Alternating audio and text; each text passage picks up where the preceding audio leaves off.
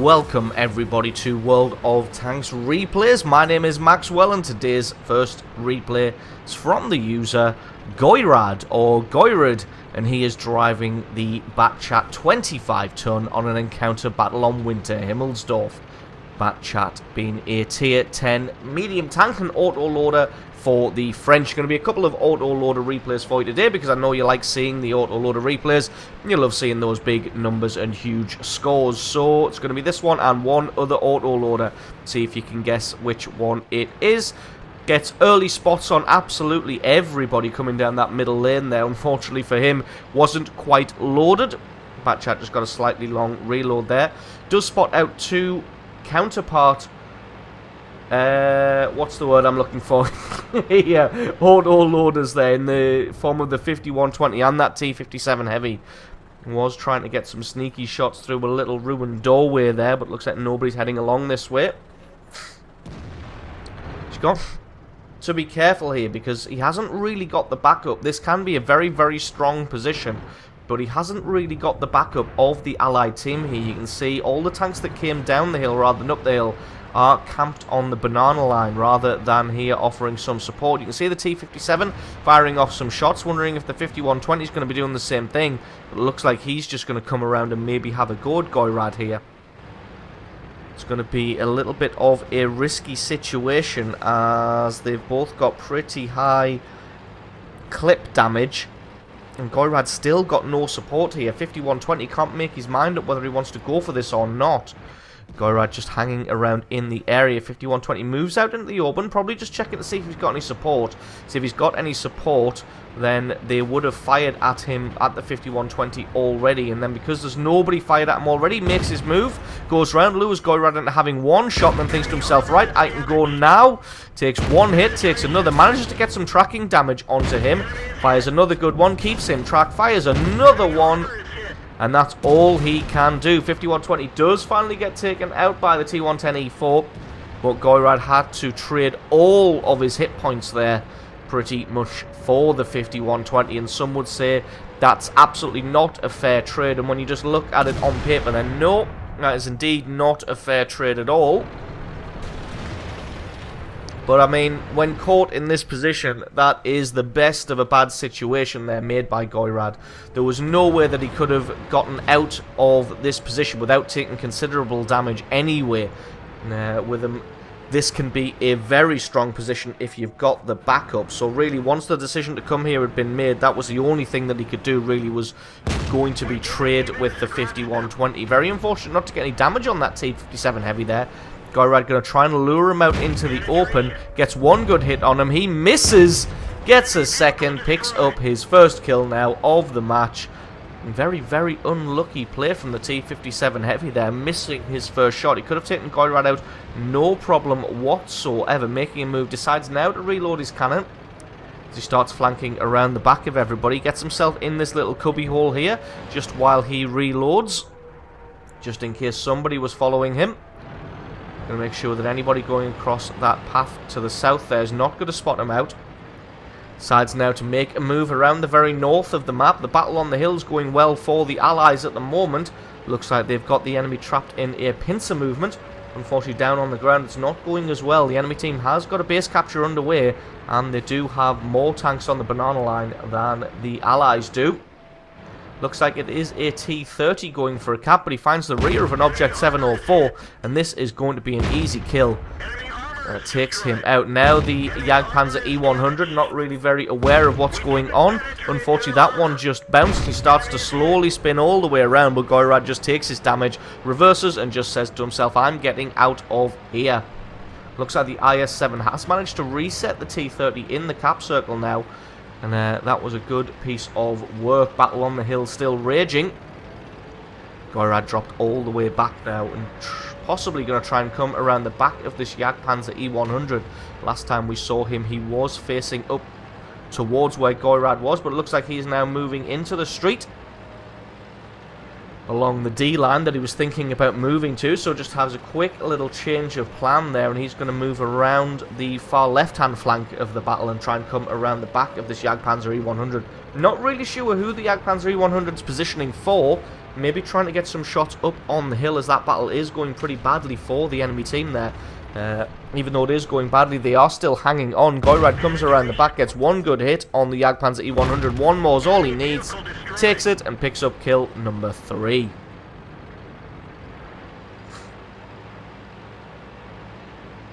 That T30 is still in the south there. Looked like he was looking in this direction, so don't really want to pop out and trade with him. Just leaves it long enough and then decides to reverse back and thinks to himself, I am going to have a look at that T30, considering the E50M is coming in from the south to hold his attention as the E50M comes in. Goyrad takes his time. Unfortunately, just bounces that one on the sidearm. The second one only gets a critical hit. Third and last shot manages to hit him and track him. And the T30 is still concentrating on the E50M. Unfortunately, there's nothing more that he can do here. He's got to leave this one to the hands of the E50M, as he is going to have to reload that cannon himself. Rocking forwards and backwards, just as a matter of course, even though there is no artillery in the game. And it looks like with that kill on the T30, that just leaves this E75 and a couple of other tanks down on the floor there. Looks like the ones that won the battle there, the T110E3 and the ST1, have now decided to start making a move towards the hill. E75 squaring off against the E50M. And that's going to be a pretty even battle armor-wise, an E75 versus the E50M. E50M should have the better of that one, just considering that he does have a better maneuverability and more hit points. But Goyrad not going to leave anything to chance. He's going to come around behind, takes one good shot, sets him on fire, picks up kill number 4. So that just leaves this T110E3 and this ST1, who are now in a battle on the hill there. Going to see how many hit points the Allied team has. They're not looking particularly healthy. So these guys, well, the ST1 has just fallen there to the Jagdpanzer E100, but this T110E3 can be pretty damn troll, as you can see. Still got 1,300 hit points there, but Goyrad comes around behind him, takes one good hit, was aiming for the track, didn't quite get it. There we go, takes out his track, sets him on fire, and gets a huge amount of damage. Takes one more, gets the kill. That is kill number 5 for Goyrad and 6,500 points of damage. So a little bit unfortunate not to get a Top Gun medal there, but that's the way these things go. 6,500 damage is definitely nothing to be frowned upon. So awesome game from you. Thank you very much for sending that one in. Don't forget to stick around, because as always, the score screens and another game coming right up.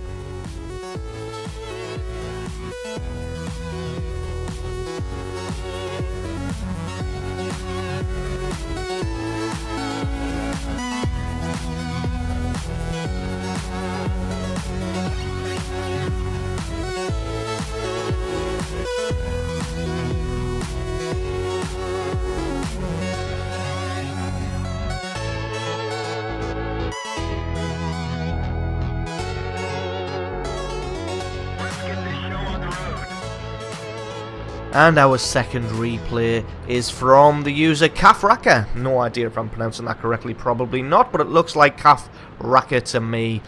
And he is driving the T54E1 on an assault battle on the Siegfried line, and they are attacking. The enemy team is defending. T54E1 being a Tier 9 auto-loader medium tank for the Americans. Told you would have a pair of auto-loaders for you today, and this is the second and final one. T54E1, a pretty strong tank. If we just take a very quick look at the stats on its gun, 390 Alpha, 210 Pen, so it is pretty good. Penetration could be a little bit better for a Tier 9, although it is better than the T54, which has a standard pen of 201. 210 is pretty average, not fantastic, but not terrible. Alpha damage of 390 is pretty damn good, especially with the 4 shells in the auto-loader. Just got to keep an eye on the guys on the left-hand side. Looks like the enemy has rushed 2 heavy tanks all the way to the 7 line. Going to be setting up on that ridge. It's a bit of a daring move by them. Gets one good hit on this Tiger 1. Going to see if he can get another one. There we go. Going to see if he can actually take this Tiger 1 out in a single clip. One more shot's all he needs. He's able to get him, and that's kill number 1 with his first clip of the game. Do just want to very quickly say that Kafraka looks like he is using the server reticule, so when the server jumps around a little bit, I do apologise. There's nothing I can do about that. I cannot turn server reticule off for display if somebody was using it during the game that they were playing. So just lining up this T28 prototype, probably hoping for a little bit faster reload, but it looks like he may be able to get some damage on him, although it looks like the T28 prototype has now dropped back and hidden behind something. There is still an IS-3 to the north, so if he was feeling pretty brave, didn't think he was going to get shot in the side by that E75 or that T28, could probably flank that IS-3 and take him out. The 110 calling for help. To be honest, if the 110 can just hold the IS-3, E75 and T28 prototype's attention, that's going to be more than enough good done by him. Doesn't really need to push, just if he can hold 3 high-tier tanks' attention, he's done a fantastic job already. Kafraka deciding to move into the city now, advancing forward using the pillboxes cover from the front. And there we go, spots out the E75. It looks like he's managed to get into cover before that E75 is able to take a shot. Finds a surprise Tiger 1 here. Going to see if he can feast on the second Tiger of the game. Did take one big hit from the Tiger. One more hit's all he needs. There we go. Picks up kill number 2. Taking out 2 Tiger 1s. Not quite able to get 100% of the hit points on the first Tiger, but definitely gets 100% of the hit points on the second. And this thing just feasts on tier 7s and feasts on your tiers. Did take a little bit of damage himself. Looks like he's going to take a little bit more from this E75. But trading quite well at the moment. Like I said, taking out 2 Tigers, which are heavy tanks. Only losing about 600 of his own hit points. Going to see if he can find something on the IS-8 as he backs away there, but it looks like he is well into cover. He's going to have to advance a little bit further forward. Is able to spot him through the archers here.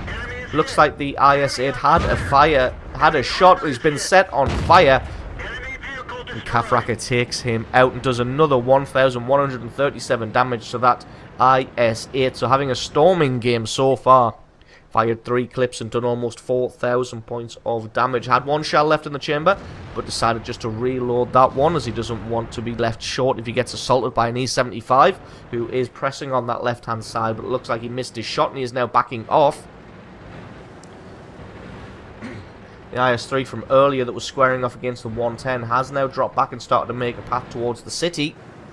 Kafraka is just keeping an eye on this IS, doesn't want to take any unnecessary damage, has seen a T-34, but he's concealed by the terrain, not quite loaded yet. There we go, takes his first shot. IS bounces, very unfortunate for him.